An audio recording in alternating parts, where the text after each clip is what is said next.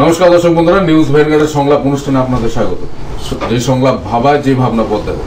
আজকে যে বিষয়টা নিয়ে আমরা সংলাপ অনুষ্ঠানে আলোচনা করবো সেই বিষয়টা হলো আসন্ন লোকসভা নির্বাচন এবং ত্রিপুরার রাজ্যের রাজনীতি। আপনারা দেখছেন লোকসভা নির্বাচন ঘোষণা হওয়ার পর দিনক্ষণ ঘোষণা হওয়ার পর রাজ্যের রাজনীতিতে কিন্তু একটা বিশাল একটা পরিবর্তন বলুন, বিশাল ধরনের একটা প্রতিক্রিয়া রাজনৈতিক দলগুলির মধ্যে, রাজনৈতিক নেতৃত্ব, রাজনৈতিক ব্যক্তিত্বদের মধ্যে একটা নতুন করে সমীকরণ রাজ্যের বুকে কিন্তু ঘটছে। বিশেষ করে আমরা যদি দেখি, যেটা ত্রিপুরা রাজ্যে নতুন করে যেটা দেখা গেছে, যে উপজাতি ভিত্তিক যে দলগুলি রয়েছে সেই উপজাতি ভিত্তিক দলগুলির মধ্যে কিন্তু একটা নতুন করে সমীকরণ দেখা যাচ্ছে এবং প্রত্যেকেই এই লোকসভা নির্বাচনকে সামনে রেখে এই দুটো আমাদের রাজ্যে দুটো লোকসভা নির্বাচনের দুটো সিট, সেই দুটো আসনেই কিন্তু প্রার্থী দেওয়া বা সেই লোকসভা নির্বাচনে প্রতিদ্বন্দ্বিতা করা এবং আগামী দিন তাদের নিজস্ব রাজনৈতিক যে অস্তিত্ব, সেই অস্তিত্বর জানান দিতে কিন্তু ইতিমধ্যে আমরা দেখেছি বিভিন্ন ধরনের যে আঞ্চলিক দলগুলি, বিশেষ করে উপজাতি ভিত্তিক যে আঞ্চলিক দলগুলি রয়েছে তারা কিন্তু তাদের মধ্যে তৎপরতা শুরু হয়েছে এবং কিছু কিছু উপজাতি ভিত্তিক দল রয়েছেন যারা ন্যাশনাল লেভেলের যারা দল রয়েছেন, পলিটিক্যাল পার্টি রয়েছেন, বিশেষ করে কংগ্রেস, আই এবং বিজেপি, এদের সাথেও কিন্তু নেগোসিয়েট করা, এদের সাথে কথাবার্তা বলার, আসন নিয়ে দর কষাকষি করার এরকম একটা পরিস্থিতি এখানে নতুন করে তৈরি করা হয়েছে। আমরা ইতিমধ্যে দেখেছি যে আজকে যে প্রধান বিরোধী দল রাজ্যের বামফ্রন্টের যে সিপিআইএম এর প্রার্থী পশ্চিম আসনে শঙ্কর দত্ত, উনি নমিনেশন দিয়েছেন, কিন্তু যে দুটো দল রাজনৈতিক দল রয়েছে, বিজেপি এবং শাসক দল বিজেপি এবং কংগ্রেস আই দল, তারা কিন্তু এখন পর্যন্ত তাদের আজকে এখন পর্যন্ত আমরা যখন অনুষ্ঠানটা করছি তাদের প্রার্থী ঘোষণা বা প্রার্থীর নাম কিন্তু আমরা এখন পর্যন্ত জানতে পারি না। আশা করা যায় এক দুদিনের মধ্যেই হয়তো বা প্রার্থীর নাম ঘোষণা করা হবে এবং নতুন করে যেটা সমীকরণ হয়েছে আমরা দেখেছি আজকে ত্রিপুরা রাজ্যের যিনি দীর্ঘদিন ধরে 2013 সাল থেকে যিনি বিজেপি করছিলেন, সেই সুবল ভৌমিক, যিনি বিজেপি দলের সহসভাপতি ছিলেন, উনি কিন্তু আজকে আবার ওনার 35 বছরের পুরনো দল কংগ্রেস আই দলে যোগদান করেছেন এবং তাৎপর্যপূর্ণ বিষয় যেটা হলো সেটা হলো যে রাহুল গান্ধী, যিনি কংগ্রেসের সর্বভারতীয় সভাপতি, উনি আগামীকাল আসছেন এবং একটা জনসভায় ওনার অ্যাটেন্ড করার কথা রয়েছে। ঠিক প্রাক মুহূর্তে এরকম একটা বিশাল রাজনৈতিক পরিবর্তন, একটা রাজনৈতিক সমীকরণ, একটা নতুন করে কিন্তু আসন্ন লোকসভা নির্বাচনকে যেটা সামনে কয়েকদিন পরেই হবে, সেদিকে কিন্তু একটা বিশাল প্রভাব পড়ার একটা ইঙ্গিত বহন করছে।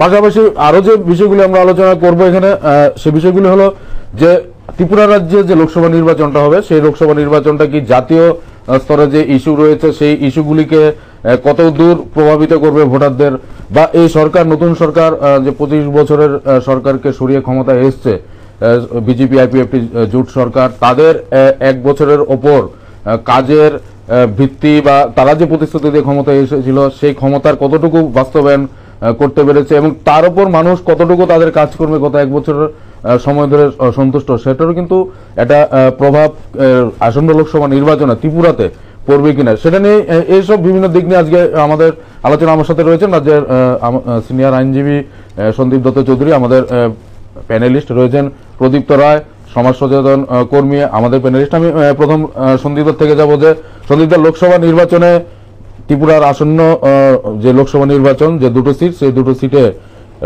রাজ্য রাজনীতির ক্ষেত্রে জাতীয় স্তরের যে ইস্যু বা রাজ্যের যে ইস্যু এক বছরের কাজকর্ম, সেটা ইস্যু হবে না জাতীয় স্তরের যে কাজকর্ম, মোদীর নেতৃত্বে যে এনডিএ সরকারের এই 5 বছরের কাজ, সেটা ইস্যু হিসেবে কাজ করবে? আপনার কোনটা মনে হয়?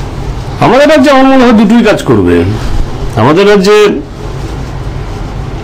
আজকে দুপুরের পর আমার বন্ধু সুবল ভৌমিক কংগ্রেসে জয়েন করার পর দেওয়াল লিখনটা পাল্টে যাবে। দেওয়াল লিখনটা হবে চৌকিদার চোর হ্যায়।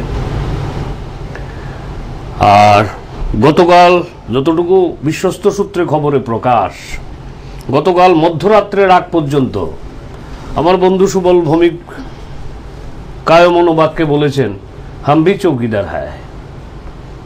সুতরাং রাজনীতিতে তো যে কোনো সময় যে কোনো ঘটনায় পালা বদলের সঙ্গে সঙ্গে, পরিস্থিতি বদলের সঙ্গে সঙ্গে অনেক কিছু পাল্টে যেতে পারে। যেমন আজকে ভারতবর্ষের ক্ষেত্রে যদি কাশ্মীরে আমাদের সিআরপিএফ এর উপর অ্যাটাক না হতো, যে জাতীয়তাবোধ একটি নির্বাচনে অন্যতম একটা ইস্যু হয়ে দাঁড়াতে পারে কি পারে না। এটা আজকে অন্যতম ইস্যু। শাসক বিজেপি ওরা বলছেন তার এফেক্ট আসমুদ্র হিমাচল কিন্তু পড়েছে, অস্বীকার করার উপায় নেই, ফর অ্যান্ড এগেনস্ট। কিন্তু সেন্টারিং অ্যারাউন্ড দ্যাট অ্যাসপেক্ট আপনি কেউ পক্ষে বলছেন যে মিরাজের সার্জিক্যাল অ্যাটাক অথবা রাহুলের রাফেল অ্যাটাক, কিন্তু এফেক্ট কিন্তু পক্ষে অথবা বিপক্ষে আমরা কেউ না কেউ বলছি।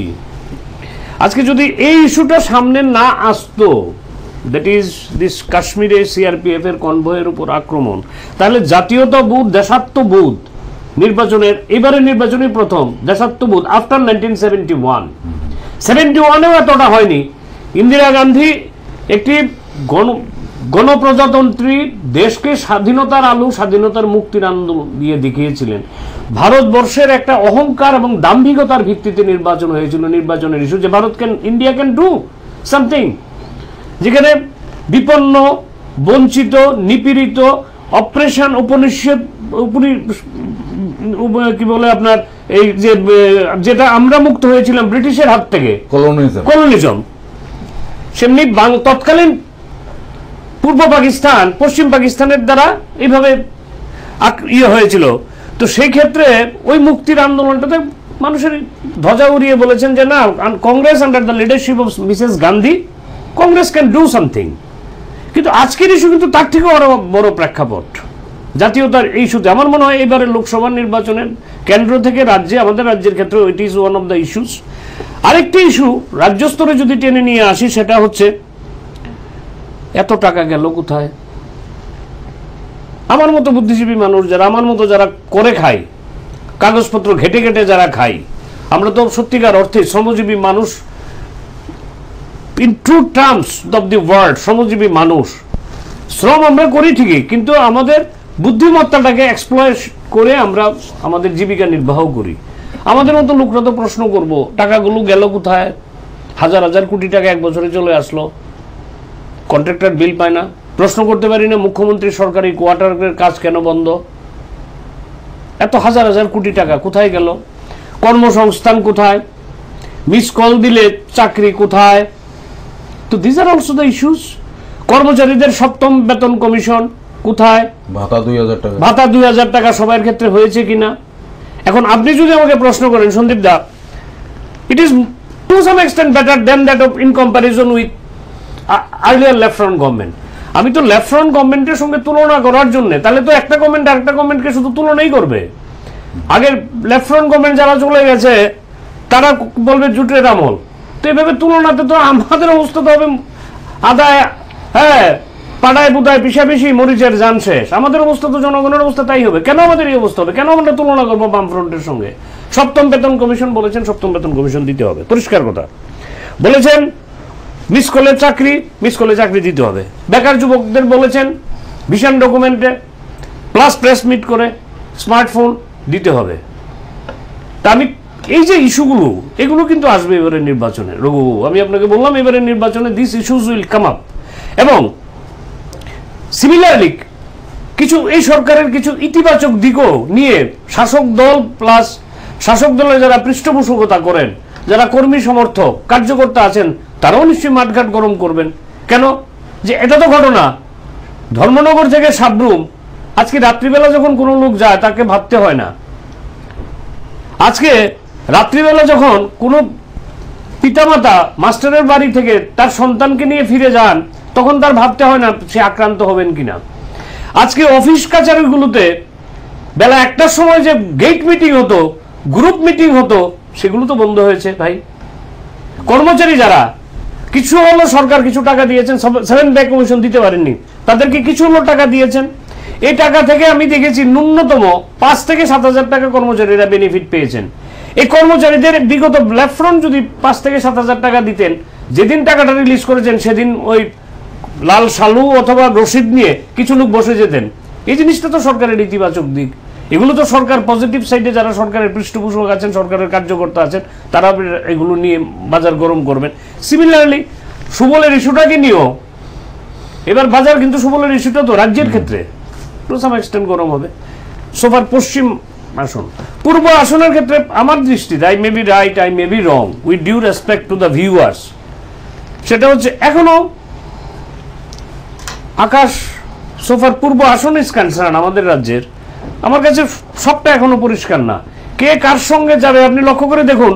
আইএনপিটির সঙ্গে এই কিছুদিন হলো আমাদের প্রদ্যুৎ কিশোর দেববর্মা সহকারে রাহুল গান্ধীর কথা হলো, অলমোস্ট কথাবার্তা সমস্ত ফাইনাল।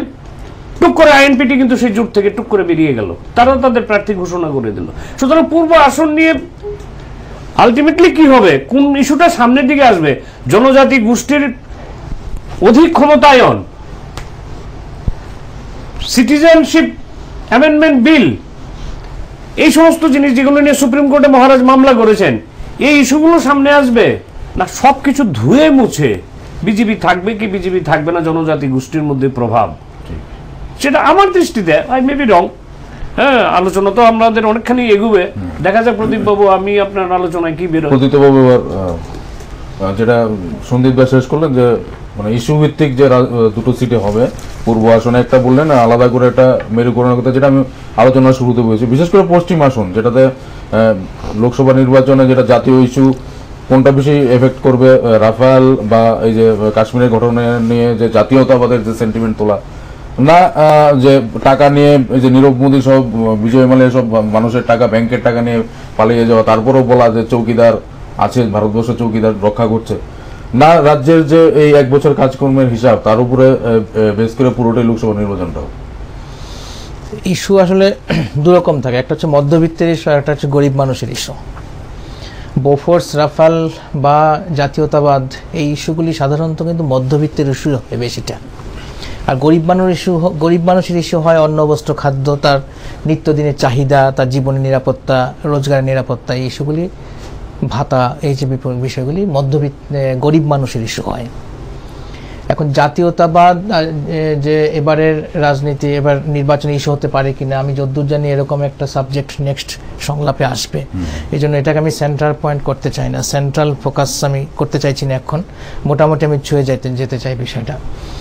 সেটা হচ্ছে যে দেশের যে 20% বা 25% মধ্যবিত্ত যারা আছে, তারা এই বিষয়টা নিয়ে ভীষণভাবে আলোড়িত নিঃসন্দেহে, এবং তাদের 100% প্রায় অন্তত 80% ভোট দিতে যায়, এবং এদের একটা উল্লেখযোগ্য অংশ আলোড়িত হওয়ার ফলে এরা স্বাভাবিকভাবেই অন্তত ফেব্রুয়ারি 27 তারিখের পরে অনেকটাই বিজেপির দিকে ঝুঁকে আছে। তো এদের একটা ভোট বিজেপির দিকে যাবে সেটাও একটা প্রথমেই ভাবা হয়েছিল। অন্তত পুলওয়ামার পরে সেই যে সার্জিক্যাল স্ট্রাইক যেটা বলা হয়, সেটা অন্তত 7 দিন পর্যন্ত এরকমই ছিল যে হাওয়া পুরোপুরি বিজেপির অনুকূলে এবং ক্লিন সুইপ করে বেরিয়ে যাবে। জাতীয় রাজনীতি অনুযায়ী আমরা হিসেব করেছিলাম ত্রিপুরার ক্ষেত্রে অন্তত একটা বড় অংশ মধ্যবিত্ত ভোট পুরোটাই বিজেপির দিকে যাবে, এরকম একটা বিষয় ছিল। যদিও ত্রিপুরার ইলেকশনটা বিধানসভা ইলেকশনের ক্ষেত্রে যতটা গুরুত্বপূর্ণ, লোকসভা ইলেকশনের ক্ষেত্রে ত্রিপুরার 2টি আসন ততটা গুরুত্বপূর্ণ হয় না, কিন্তু এবার গুরুত্বপূর্ণ হতে পারে এই কারণে মোটামুটি এখনো পর্যন্ত যা মানে আছে সার্ভে হয়েছে তাতে দেখা গেছে যে বিজেপি এককভাবে সংখ্যাগরিষ্ঠ হবে না। কেউ বলছে এনডিও সংখ্যাগরিষ্ঠ হবে না, তাদের আরও বিভিন্ন মানে পলিটিক্যাল পার্টির হেল্প নিতে হবে। সেক্ষেত্রে একটা আসনও সেখানে গুরুত্বপূর্ণ হয়ে যেতে পারে। সেই হিসেবে ত্রিপুরার ক্ষেত্রে একটা বিশেষ গুরুত্ব আছে। কিন্তু কংগ্রেসের ক্ষেত্রে যেটা দেখা গেছে বর্তমানে গত 15-20 দিন সময় যেটা দেখা যাচ্ছে যে অ্যাকচুয়ালি কংগ্রেসের যে সভাপতি রাহুল গান্ধী বা কংগ্রেস দলটারই এখন টার্গেট কি, মানে এবার ইলেকশনে জিতে মানে মন্ত্রী সরকার তৈরি করা তাদের নেতৃত্বে, নাকি তাদের প্রভাব বিস্তার করা বাড়ানো যে ভবিষ্যতে তাদের গেইন হবে, এই বিষয়টা কিন্তু পরিষ্কার হচ্ছে না। কারণ বিভিন্ন জায়গায় যে জোট করা হচ্ছে, ত্রিপুরার ক্ষেত্রে বিষয়টা আলাদা হলে ভারতবর্ষের অন্যান্য যে রাজ্যগুলি আছে সেখানে দেখা যাচ্ছে জোট করার ক্ষেত্রে বিজেপি অনেকটা এগিয়ে আছে। কংগ্রেস তার প্রভাব বিস্তারের ব্যাপারটা এত বেশি ভাবিত যে বহু জায়গাতেই কংগ্রেস এখনো জোট করে উঠতে পারেনি। তো ত্রিপুরাতেও আইএনপিটির সঙ্গে জোট এখনো পর্যন্ত হয়নি, বিভিন্ন জায়গায় একই অবস্থা আছে। অর্থাৎ কংগ্রেস কি তার প্রভাব বাড়াতে চাইছে, আসন সংখ্যা বাড়িয়ে প্রভাব বাড়াতে চাইছে, নাকি বিভিন্ন অন্যান্য যে রাজনৈতিক দলগুলো আছে বিজেপি বিরোধী তাদের সঙ্গে মহাজোট তৈরি করে সত্যি সরকার তৈরি করতে যাচ্ছে, ব্যাপারটা কিন্তু পরিষ্কার হচ্ছে না। দিল্লিতেও হয়নি, উত্তরপ্রদেশেও কেচে গেছে, বিহারেও হচ্ছে না। ফলে এরকমভাবে যদি চলতে থাকে তাহলে অনেকটাই তো এনডিএ গেইনার হয়ে যাচ্ছে। তো এটা দেখা যাচ্ছে যে এই গেইনার হওয়ার ফলে এনডিএ কিন্তু অন্তত বিন্যাসের ক্ষেত্রে, আসন বন্টন এবং বিন্যাসের ক্ষেত্রে বা জোট তৈরি করার ক্ষেত্রে অনেকটা এগিয়ে আছে কংগ্রেস থেকে। এখন ত্রিপুরাতে কংগ্রেস জিতবে কিনা সেই ব্যাপারটা এখনো পরিষ্কার নয়, কারণ সাংগঠনিকভাবে কংগ্রেসের কি অস্তিত্ব আছে। প্রদ্যোৎ কিশোর দেববর্মন সভাপতি হয়েছেন, হওয়ার ফলে কি হয়েছে, জনজাতির মধ্যে ওনার একটা সমর্থন আছে, সামন্তবাদের লিগাসি আমরা বলতে পারি এটা, সেই অনুযায়ী একটা সমর্থন আছে, সেই সমর্থনটা উনি এনগেজ করবেন এরকম একটা ধারণা আছে। কিন্তু ব্যাপারটা অতটা সরল সমীকরণেও চলে না। এখন আইএনপিটির সঙ্গে উনি আপোষ করতে চাইছেন, কারণ হচ্ছে কি আইএনপিটির একটা ব্যাংক, ভোট ব্যাংক আছে, উনি জানেন, মনে ধরে নিয়েছেন। আমরা যদিও জানি যে আইএনপিটি 18 লোক মানে বিধানসভা ইলেকশনের আগে যে অবস্থা ছিল এখন সে অবস্থা নেই, তবুও ধরা হচ্ছে যে উনি সম্ভবত ভাবছেন যে আইপিএফটির মানে জনবল আইএনপিটি থেকে এখনো বেশি, এরকম একটা অঙ্ক হয়তো থাকতে পারে, যে জন্য আইএনপিটি আবার মানে রাগ করেছে, কারণ আইপিএফটির সঙ্গে উনি বলছেন যে আতাত করতে চাইছেন, বন্ধুত্বপূর্ণ সম্পর্ক গড়ে তুলতে চাইছেন, এর জটিলতার মধ্যে আছে। সিপিএম এর অবস্থা তো আগের চেয়ে অনেকটাই খারাপ, সাংগঠনিক অবস্থা খারাপ, কারণ সিপিএম তো সরকার নির্ভর পার্টি, সরকারে থাকলে এদের জোট থাকে, সরকারে না থাকলে জোট থাকে না। জনগণ নির্ভর পার্টি তো আসলে নয়, যতই দাবি করুক না কেন। ফলে সরকারে না থাকার কারণে সিপিএম এর দুর্বলতা আছে। এখন ভোট ব্যাংক তাদের কতটা রেডিমেড ভোট ব্যাংক আছে সেটা আমরা এখনো বুঝতে পারছি না, কিছুটা হয়তো আছে, কিন্তু সেটা ভোটে জেতার জন্য, ইলেকশনে জেতার জন্য যথেষ্ট কিনা সেটা আমরা বলতে পারি না। তো সেক্ষেত্রে দেখা যাবে যে আসলে কি হচ্ছে, এখন 4 ভাগ হবে যদি ভোট এরকম হয়, 4 ভাগ বা 5 ভাগ হবে পূর্ব ত্রিপুরা আসনের ক্ষেত্রে, 5টা দল মিলে ভাগাভাগি করে আলটিমেট গেইনার কে হবে সেটা পরিষ্কার নয়। কিন্তু একটা জিনিস কি হচ্ছে, দল বদলের যে হিড়িক পড়েছে তাতে কিন্তু একটা জিনিস বোঝা যাচ্ছে যে বিজেপির কিছুটা ক্ষয় হচ্ছে 18-র তুলনায় এবং কংগ্রেস বাড়ছে, এইটুক জায়গা পরিষ্কার যে কংগ্রেসের সমর্থনটা বাড়ছে। কেন বাড়ছে? কারণ যারা হচ্ছে সিপিএম বিরোধী যে অংশটা, যেটা আগে কংগ্রেস করতো, তারা কংগ্রেসকে দিয়ে হবে না বলে বিজেপিতে জয়েন করেছিল, বিজেপির নীতি আদর্শের প্রতি উদ্বুদ্ধ হয়ে জয়েন করেছিল, সেরকম লোক খুব কম। ইলেকশনে জেতার পর, সরকারে আসার পর বিজেপি তথা আরএসএস চেষ্টা করছে যে তাদের মতাদর্শে অনেক লোককে সামিল করার জন্য, এবং নানা রকম সুযোগ সন্ধানীরা হয়তো সামিল হচ্ছে, কিন্তু কমিটেড লোক খুব কমই আছে। ফলে দেখা যাচ্ছে আসলে যদি সিপিএম বিরোধিতার জায়গা থেকে যদি কংগ্রেস শিবির ছেড়ে বিজেপি শিবিরে যারা গিয়ে থাকে, এবং যথারীতি সন্দীপদা যেটা বললেন যে নানা জায়গায় তো আশাহত হওয়ার ব্যাপার আছেই, আমরা দেখেছি যে আসলে প্রতিশ্রুতির প্রায় কিছুই পালন করা হয়নি, যাও হয়েছে কোনো রকমে মানে ওই জোড়া তাপ্পা দিয়ে কোনো রকমে কাজ সারা হচ্ছে, মোটামুটি গলা ভেজানোর পর্ব চলছে, ওই দিয়ে তার মানুষকে তো খুশি করা যায় না। এখন মধ্যবিত্ত মানুষ সারা ত্রিপুরাতে 5-7 লাখ আছে, এর বাইরে তো গরিব মানুষ অনেক বেশি আছে, বিলো পভার্টি লেভেল মানুষগুলো আছে। ওরা যদি কিছু না পায়, আলটিমেটলি ওরা দেখবে যে আমি কিছু পাচ্ছি না, স্থানীয় ইস্যু।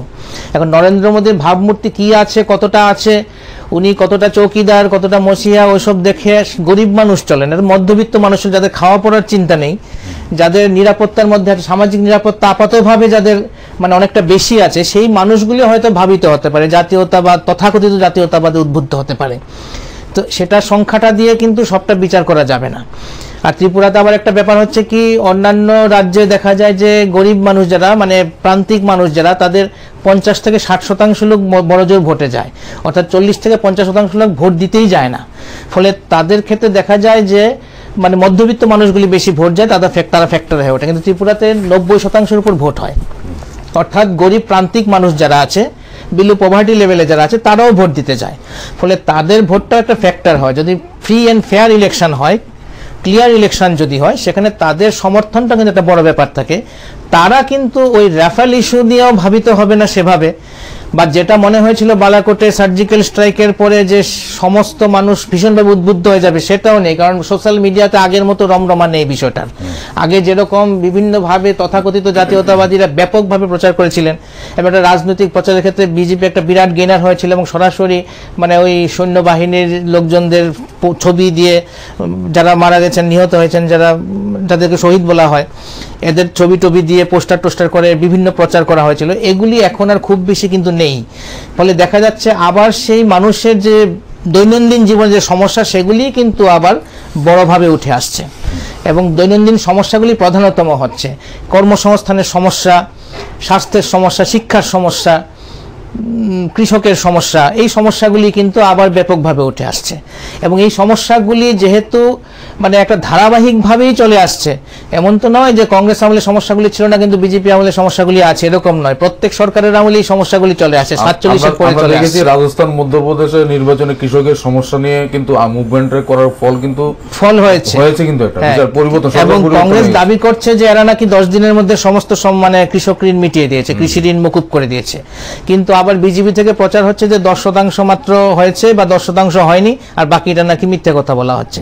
আবার কংগ্রেসও উল্টো দিকটা এরকমই বলে যে বিজেপির সব প্রতিশ্রুতি হচ্ছে বোগাস, ফেক কথাবার্তা, আসলে কোনো কিছুই পূরণ করা হয়নি, সবই বক্তৃতাবাজি করে দাবি করা হচ্ছে।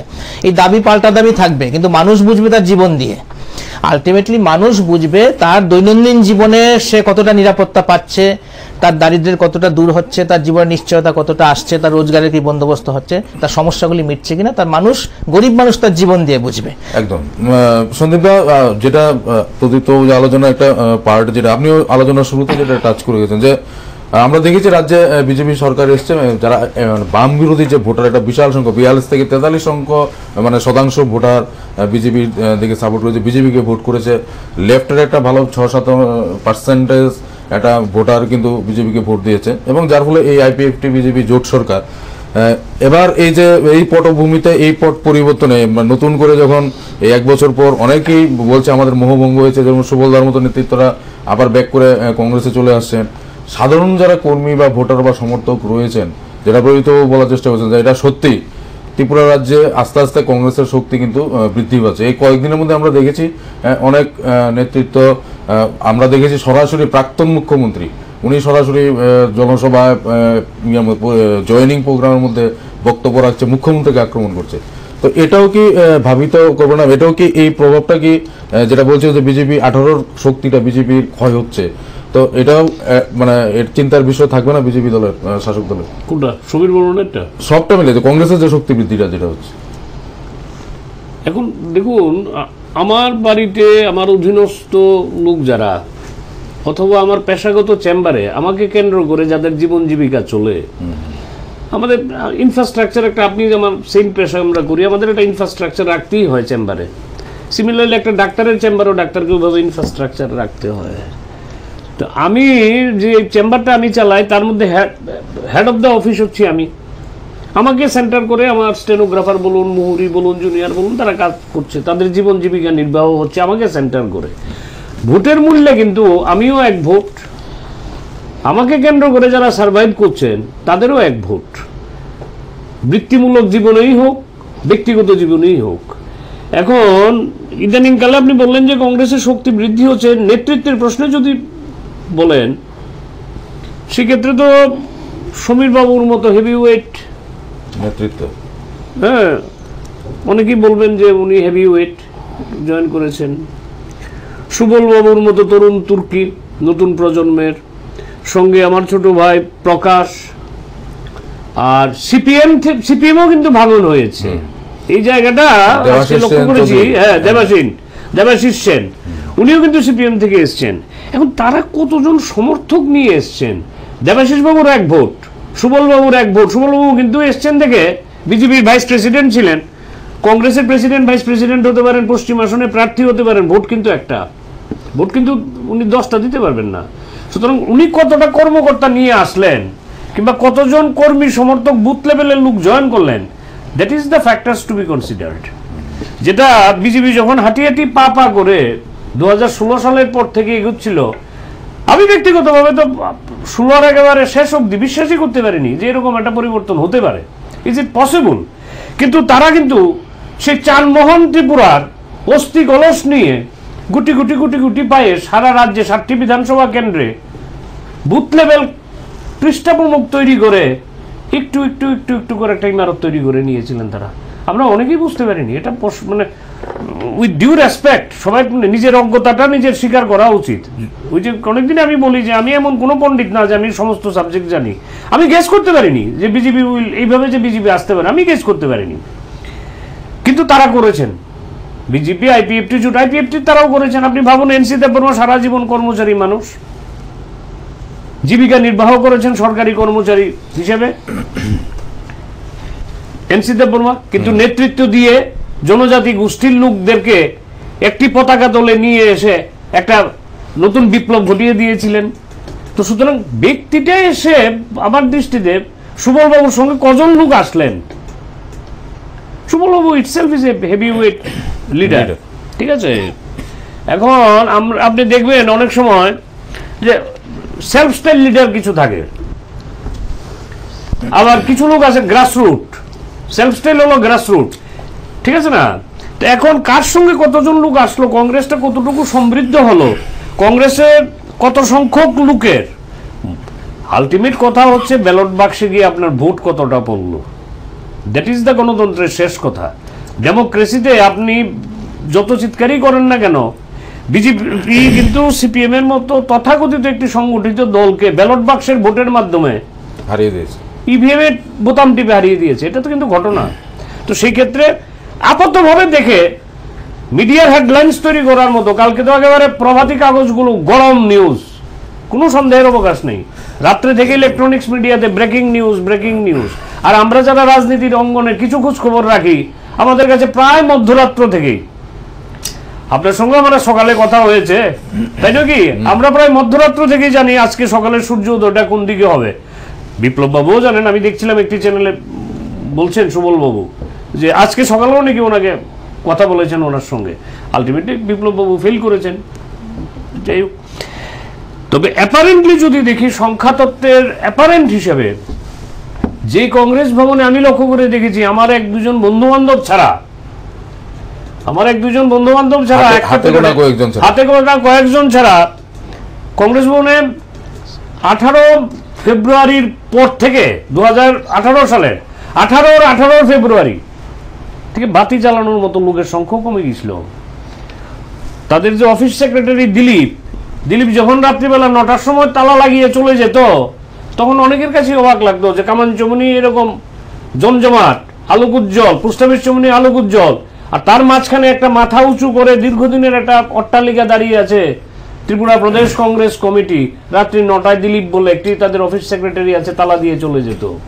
অবাক লেগেছে। কিন্তু আজকে কিন্তু পরিস্থিতিটা, আজকের দিনে দাঁড়িয়ে যদি দেখি, গতকাল রাত্রেও যেটা লক্ষ্য করেছি, আজকে কংগ্রেস ভবনের সামনে গাড়ি পার্কিং করার মতো স্কোপ নেই। পরশুদিনও আমরা দেখেছি, রাত্রিবেলা আমরা ওই জায়গাটা চা খেতে গেছিলাম জাস্ট একটা পর্যবেক্ষণ করার জন্য। News editor of this channel আমাদের সঙ্গে ছিলেন। আমরা নিজেরাই একটু অবাক হয়েছি, কারণ আমরা যারা টক শো করি অনেকের প্রতি শ্রদ্ধা রেখেই বলি, আমরা কিন্তু মজা নেই ঘুরে এসে এটা আমরা দায়িত্ব নিয়ে বলতে পারি। আজকের যে ইস্যুটা, তার জন্য পরশুদিন রাত্রিবেলা আমরা নগর পরিক্রমায় আমরা কিন্তু নগর পরিক্রমায় বেরিয়েছিলাম যে এই ইস্যুটা কতটুকু ফিজিবল। আমরা দেখেছি যে না, সত্যিকার অর্থে এরকম একটা হচ্ছে। তবে আজকের যে এজেন্ডা, আমি আবার এজেন্ডাতেই ফিরে আসি যে লোকসভা নির্বাচন, তার প্রভাব রাজ্যের ভোটের ক্ষেত্রে পড়ে কিনা, ডেফিনেটলি পড়ে। আমরা কি অস্বীকার করতে পারি? বোফোর্স কামান, গলি গলি মে চোর হ্যায়, রাজীব গান্ধী চোর হ্যায়, সেটা সারা সমুদ্র হিমাচলে প্রভাব ফেলেনি? রাজীব গান্ধীর মতো ক্লিন, মিস্টার ক্লিন বলা হতো, মিস্টার ক্লিনকে এক ভিপি সিং এর এক স্লোগান, গলি গলি মে চোর হ্যায়, রাজীব গান্ধী চোর হ্যায়, ক্ষমতার মসনদ থেকে টেনে হিসড়ে ছড়িয়ে দিয়েছিল। আবার ক্ষমতার অলিন্দ থেকে ইস্যু, আপনি লক্ষ্য করে দেখুন ইস্যু কোন সময় কোনটা চলে আসে।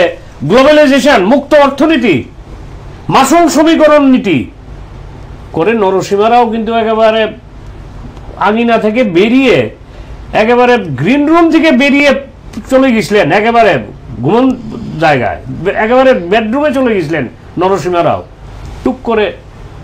সুতরাং রাজনীতিতে কোন সময় কোন জিনিসটা ইস্যু। তো এবারে নির্বাচনে আমার মনে হয় এই জাতীয়তাবোধ একটা ইস্যু হয়ে আসবে সর্বভারতীয় স্তরে। চৌকিদার चोर है कि नहीं है, कि नहीं है नहीं बोल रहा है राहुल गांधी प्रतिज्ञा मीटिंग में की बोले चौकीदार को हमने तो कुछ नहीं बोला, अब क्या बोल रहा है, पब्लिक बोले चोर है। আবার মোদি, অরুণ জেটলি, সুষমা স্বরাজ, রবিশঙ্কর প্রসাদ তারা নামের আগে অলংকার হিসেবে লিখছেন চৌকিদার নরেন্দ্র মোদি, চৌকিদার রাজনাথ সিং, চৌকিদার সুষমা স্বরাজ, হাম ভি চৌকিদার হয়। তার মানে চৌকিদার একটা ইস্যু এবারে নির্বাচনে একটা ইস্যু হবে আমি বিশ্বাস করি। আর আমাদের রাজ্যের ক্ষেত্রে প্রদীপ্ত বাবু যে কথাটা বললেন, I am with the same resolution with him, যে এই যে বেকারি সমস্ত প্রতিশ্রুতি তো পূরণ করতে পারেনি, তার মধ্যে 1 বছরের মাঝখানে প্রায় একটা নির্বাচন চলে আসলো। মানুষ তো হিসাব করে মানদণ্ড দিয়ে যে আমি কি পেলাম কি দেব। হ্যাঁ, ওই যে প্রদীপ বাবুর কথাটা সুন্দরভাবে প্রদীপ বাবু বলেছেন যে গ্রুপ অফ পার্সন, মানে আমি যদি খুব মানে ব্যাপারটাকে যদি আমি সামারাইজ করি, প্রদীপ বাবু লক্ষ্য করবেন আমি এই কথাটাই বলতে চেয়েছিলেন, সেটা হচ্ছে a group of person having separate demand. Agartala শহরের লোকের যে ডিমান্ড, আগরতলা শহরের লোক কিন্তু জলের কলসি নিয়ে কোথাও পথ অবরোধ করে না। আগরতলা শহরে করে একটু আউটস্কার্টে করে, আমি আগরতলা শহর বলছি, ওই সব আপনি এবারে ওই জায়গাতে আপনি কারেক্ট, এই কারণে কারেক্ট কারণ বামফ্রন্ট পৌর পরিষদটাকে পৌঁছতে ধান খেতে নিয়ে গেছে একেবারে ধানক্ষেত পর্যন্ত। হ্যাঁ, যে রঘুবাবু তার আগে স্বপ্ন দেখতো যে যুগেন্দ্রনগর পেরিয়ে পৌর পরিষদ হবে কিনা, এখন দেখা যায় আনন্দনগর পেরিয়ে যায়। তো সুতরাং আমি যদি Indian around Agartala city just ধরি তারা, কিন্তু গ্রামে কিন্তু এখন আমরা যদি টিভি চ্যানেল খুলি, পত্রিকা খুলি, ছবি দেখি, গ্রামের লোক পথ অবরোধ করছেন, প্রশাসন গিয়ে তাকে প্রতিশ্রুতি দিচ্ছেন। তো issue a group of person, A class of person, when a class of person in a of their own, তারা একটা ক্লাস। যেমন আমি সত্যিকারের অর্থে আমি খেটে খাওয়া মানুষ, প্রতিদিন সকালবেলা আমার মানুষের বাড়িতে গিয়ে সেটা বাসন মাজতে হয়, আস্তাঘর পরিষ্কার করতে হয়। আমার যে ডিমান্ড, আমার ডিমান্ডের সঙ্গে রঘুবাবুর মতো আইনজীবী যিনি সারা রাজ্য চষে বেড়ান আইনি ইন্টারপ্রিটেশনের জন্য, ওনার ডিমান্ড কিন্তু এক না, হতেই পারে না। সুতরাং a class of a person having separate demand. আবার সে দেখবেন এই সমস্ত ন্যাশনাল ইস্যুগুলো কিংবা রাজ্য স্তরের ইস্যুগুলোর সঙ্গে ফ্রিকোয়েন্সি বা ভাইব্রেশনের সঙ্গে নিজেকে একমত করে না, স্থানীয় যে একেবারে তার গলিতে ঢোকার যে রাস্তাটা সেটা ধরবে। অনেকদিন যে রঘুবাবু এলাকার নেতা, আপনাকে বলেছি রঘুদা আমার লাইটটা একটু স্ট্রিট লাইটটা করে দিন, রঘুবাবু স্ট্রিট লাইট করেছেন, রঘুবাবু বিজেপি করে, বিজেপিকে ভোট দেবো না, রঘুবাবু সিপিএম করে, সিপিএমকে ভোট দেবো না। That is also the issues. একদম। এখন আমাদের আলোচনার যে দ্বিতীয় পর্যায়ে যেটা সাংগঠনিক কথা বলছেন, যে কংগ্রেসের শক্তিটা প্রদ্যুৎ কিশোর দেববর্মন হওয়ার পর একটু বৃদ্ধি পাচ্ছে। কালকে রাহুল গান্ধী আসছে, খুমলুঙ্গে জনসভা করবে, এবং আজকে সুবল ভৌমিকের যোগদান বা প্রকাশ দাস সহ এরকম আরো কয়েকজন, এবং আমরা কয়েকদিন আগে দেখেছি মুখ্যমন্ত্রীর খোদ নির্বাচনী এলাকায় একটা বিশাল সংখ্যক প্রাক্তন কাউন্সিলর সহ একটা বিশাল সংখ্যক মানুষ বিজেপি থেকে কংগ্রেসে জয়েন করেছে। কালকে রাহুল গান্ধী আসার পর যদি উনি ধরে নিলাম উনি এখানে প্রার্থীও ঘোষণা করলেন, এই যে নতুন করে যে কংগ্রেসের শক্তি সঞ্চয়, এটার জোয়ারকে আরেকটু মানে এক্সপেডাইটকে আরো হবে, এবং এটার ইম্প্যাক্ট লোকসভা নির্বাচনে বিশেষ করে পশ্চিম আসনে, পূর্ব আসনে এটা ওনার বিশাল প্রভাব রয়েছে, সেটা অস্বীকার করা নয়। পশ্চিম আসনে যেটা রয়েছে, পশ্চিম আসনে কি এটা এফেক্টটা পড়বে? কংগ্রেসকে একটা লড়াই করার মতো জায়গাতে নিয়ে যেতে পারবে? কংগ্রেস পেলে তো নেগেটিভ ভোট পাবে, অর্থাৎ যারা কংগ্রেস থেকে বিজেপি শিবিরে গেছিল তাদের মধ্যে যাদের মোহভঙ্গ হয়েছে, যারা আশাহত হয়েছে, তারা আবার কংগ্রেসকে ভোট দেবে।